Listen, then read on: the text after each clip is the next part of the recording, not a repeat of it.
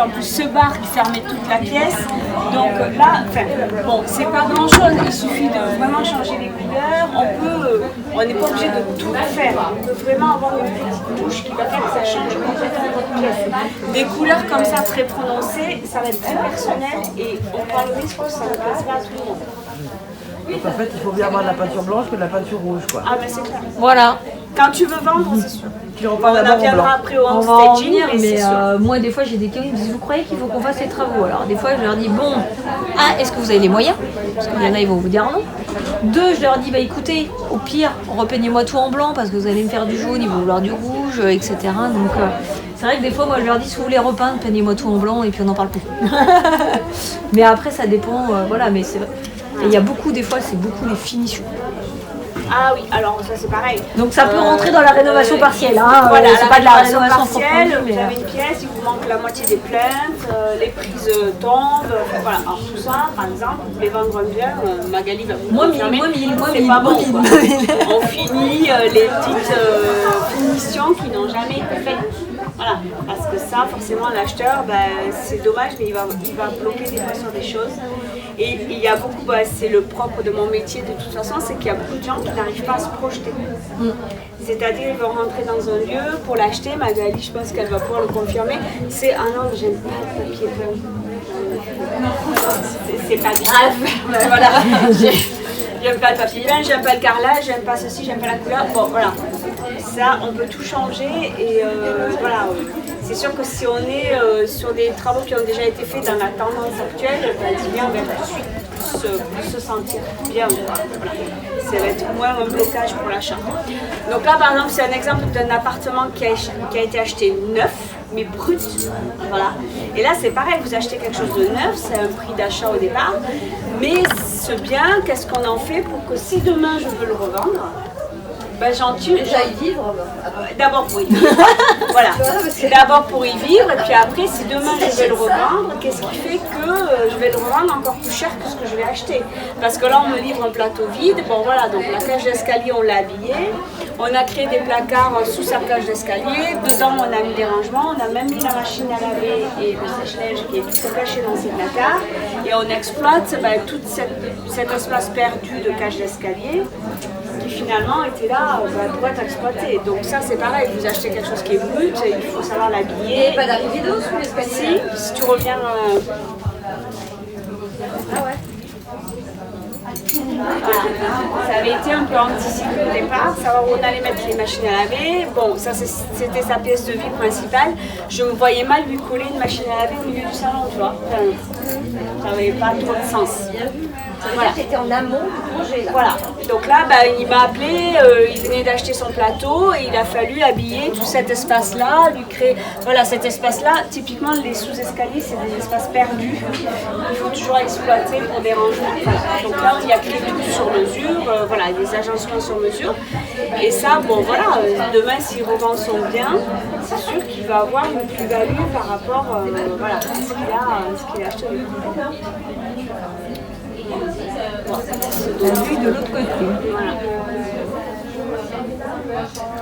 Le homestaging. Le homestaging. Ah, c'est bon. Moi, je suis fan du homestaging, excusez-moi. Du coup, en fait, le homestaging, alors forcément, nous, puisqu'en fait, il y a la caméra en fait. Nous, les agents immobiliers, normalement, aiment bien le homestaging parce que, effectivement, ça permet de se projeter un peu mieux avec des décos contemporaines et ça permet surtout de vendre, on va dire, sur la tranche haute et plus vite. Ça nous aide aussi, on va se leurrer, ça aide les vendeurs et ça nous aide aussi. Et du coup, ce que je dis, ça favorise l'effet entre guillemets coup de cœur et ça aide surtout les acquéreurs à se projeter. Parce que moi, franchement, je dirais 8 sur 10 ne se projettent pas. Surtout les femmes, je suis désolée, mais voilà. Il y a quelques hommes, mais voilà, je dirais que 8 sur 10, ils n'arrivent pas à se projeter, mais ne serait-ce qu'une couleur. Ou passer un mur, vous voyez, ah non, enfin voilà. Donc le homestaging, il y a deux façons de le faire. C'est soit en virtuel avec des plans 3D mais assez réalistes. Donc du coup, ça permet aussi que quand on met l'annonce, on met les plans 3D. enfin avec marqué projection pour pas mentir aux clients.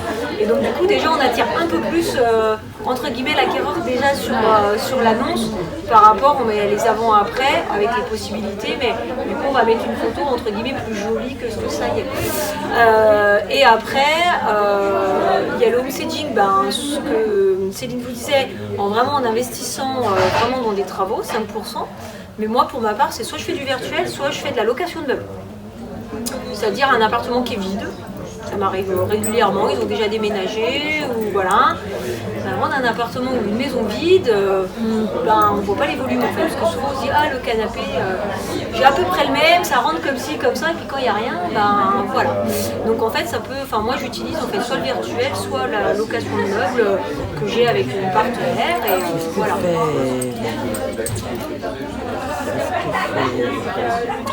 Il y a quelqu'un qui est... Ah oui. Ouais. Après ça marche très très bien, en fait on fait de la location, alors moi je prends cette prestation à ma charge, je ne la fais pas payer à mes vendeurs, parce que ça fait partie de la stratégie commerciale pour moi, donc comme ça m'aide, mes vendeurs ne payent pas cette prestation, il faut savoir que ça coûte en fonction du nombre de pièces entre 1500 et 3000 €. Mais voilà, on sait qu'on va vendre plus vite et plus haut.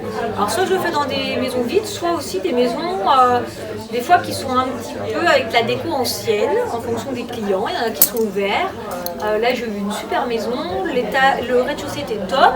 Et plus on montait, il y avait 2 autres étages, plus on déchantait. Donc du coup on a homestagé les 2 autres étages. On a leur demandé d'enlever les gros meubles marrons, etc. Et on a créé des chambres parce que la 3/4 des chambres étaient soit juste un truc posé, etc. pour faire un petit peu de tout. Donc ça c'est des exemples de homestaging que j'ai fait, réalisés sur des vraies maisons que j'ai eu à la vente. Donc en fait voilà ce que je vous dis, ça c'est les états actuels et c'est les projets 3D. Donc avant-après, là c'était pour le voir dans l'autre sens. Et là en fait voilà, au départ c'était ça, c'est là il y avait une pièce qui ne servait pas à grand chose. Et donc du coup je voulais ouvrir pour faire une plus grande cuisine en fait, pour projeter un petit peu plus. Et c'est vrai qu'eux n'avaient même pas de meubles quoi, enfin vous voyez il n'y avait pas de meubles quoi. Donc c'est vrai que c'était un peu...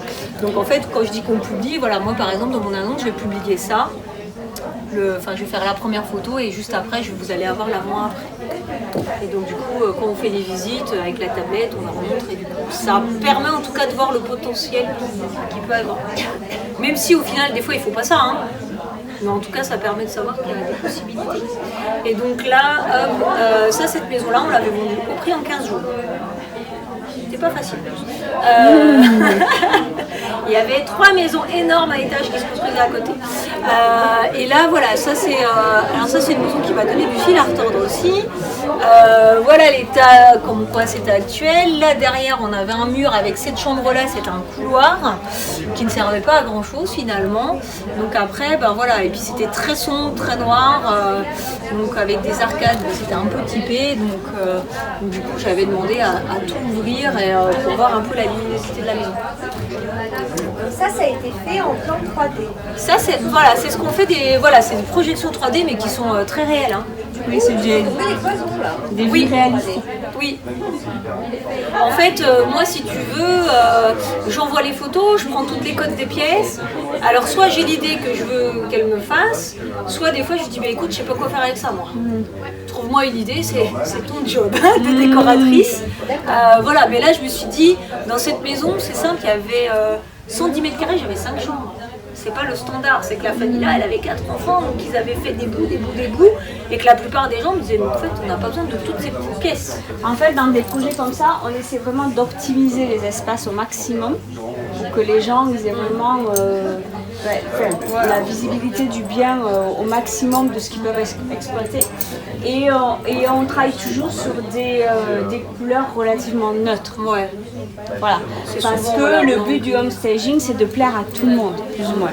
C'est-à-dire que quand vous allez commencer à taper sur du bois, du blanc, du gris, on ne prend pas trop de risques. Tu vois, là les gens disaient le carrelage il est noir, là on voit pas mais la tapisserie était marron foncé. Enfin voilà, c'était les gens, voilà. Et là tu vois, j'avais le poêle et du coup je lui dis si on casse la cloison, en plus on peut faire un truc avec le poêle au milieu, ça peut être sympa. Voilà. C'est vraiment le but, l'exercice du homestaging, autant sur de la rénovation on est à l'écoute du client, de ce qu'il veut vraiment, autant là, il faut plaire à un maximum de gens. Ça, c'est pas du homestaging. Ça, c'est du homestaging virtuel. D'accord. Parce que pour moi, c'était pas ça, c'était mettre des meubles dans un espace. C'est pour ça, c'est ce qu'on te dit, c'est soit du virtuel, soit de la location de meubles. Là, c'est du virtuel. On va dire que ça, c'est rapide, pas cher, enfin pas cher. Voilà, mais en tout cas moins. Et j'ai des clients, moi, s'ils habitent dedans, ils vont pas être ouverts qu'on leur dise bon, bah, vous mettez ce meuble-là à table, vous touchez à rien. Hein. Mais c'est comme ça, ça dépend les clients.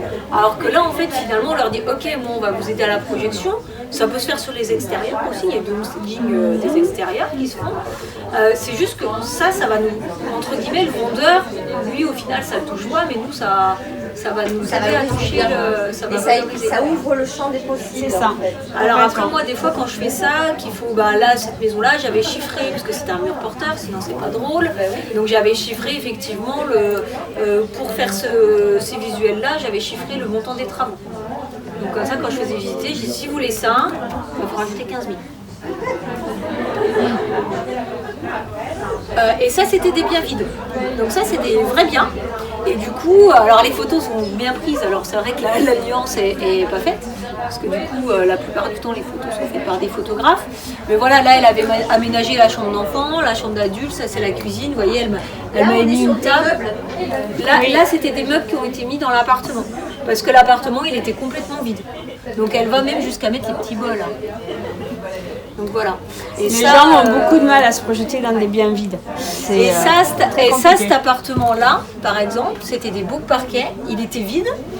C'est des gens à qui j'ai vendu une maison, qui habitaient à avenue Berthelot, qui au départ, on ne se connaissait pas, donc ils avaient mis en vente avec une agence. Au bout de 3 mois, c'était pas vendu, ils ont pris une deuxième agence. Et il s'avère que ces gens m'ont acheté une maison à 100 mètres de chez moi. Et à un moment donné, au bout de 6 mois, ils me disent Magali, il y a un problème, ça se vend pas. Est-ce que tu veux venir voir? Oui, je vais venir voir. À un moment donné, je regarde l'annonce qu'il y a sur ce logis, etc. Je dis déjà, les photos, c'est que des parquets en bois et puis on ne sait pas quelle est la chambre du salon. Donc c'est compliqué de se projeter. Et moi, je me souviens, cette chambre-là, je lui ai dit, punaise, elle est toute petite, la chambre. Je dis, quand même, elle fait 12 mètres carrés. Ok. Et donc, du coup, ça, c'est le premier homestaging que j'ai fait il y a 2 ans. Et donc, du coup, on a meublé. Il s'est vendu en 3 semaines sur le prix haut. Et en plus, à la base, ils avaient une cuisine rouge. J'ai pas mis les photos, mais ils avaient une cuisine rouge. Donc c'est ce que je lui ai dit, quand ça fait 6 mois que c'est en vente, la cuisine rouge, je pense que tout le monde la connaît. Ouais, c'est ça. Donc il faut se faire oublier. Et il y a des gens qui ont visité qui m'ont dit, on l'a jamais vu, ça fait 6 mois qu'on cherche. Parce que du coup, ça leur a fait oublier parce qu'ils avaient jamais vu meubler comme ça, etc. Donc du coup, celui-là, on l'a vendu en 3 semaines après 6-7 mois de commercialisation dans 2 autres agences. Il y a beaucoup d'agences qui font ce que tu fais? Non. C'est vraiment... C'est assez spécifique où il y a une seule agence, c'est WeLodge qui le fait, qui est peu développée sur Lyon. C'est plutôt une agence qui est dans le sud, à Marseille, c'est des agents commerciaux. Après, il y en a qui vont le proposer, mais qui vont le faire payer aux clients peut-être. La différence, c'est que je ne fais pas payer aux clients. En gros, c'est une réduction sur ma commission. Je ne sais pas ce que vous en pensez. Après, moi, c'est un peu mes arguments aussi de vente entre guillemets. Après, moi, quand je rencontre des clients, ce que je leur dis, en fait, moi, il n'y a pas un appartement ou une maison que je vende de la même manière. Il y a une problématique, on trouve la solution et en fait, je suis désolée, je suis très marketing, très commercial, mais en fait on fait une stratégie à mettre en place. Ça va marcher, si ça marche pas on fait ça et si ça marche pas on fait ça. Après il y en a qui sont très à l'écoute, il y en a qui sont moins à l'écoute, mais bon. Mais en tout cas ça je sais que je le fais régulièrement et ça marche globalement, ça se vend très rapidement et tout le temps sur la fourchette haute. On n'a pas de négociation. Et celle-ci c'était sur un bien invité. Là on l'a vendu en 1 jour. Donc là elle avait fait très peu elle avait juste mis des petits parce que c'était assez propre, donc juste des cadres, des choses comme ça. Mais là par exemple c'était juste, il n'y avait pas de chambre d'enfant, pas de chambre, etc.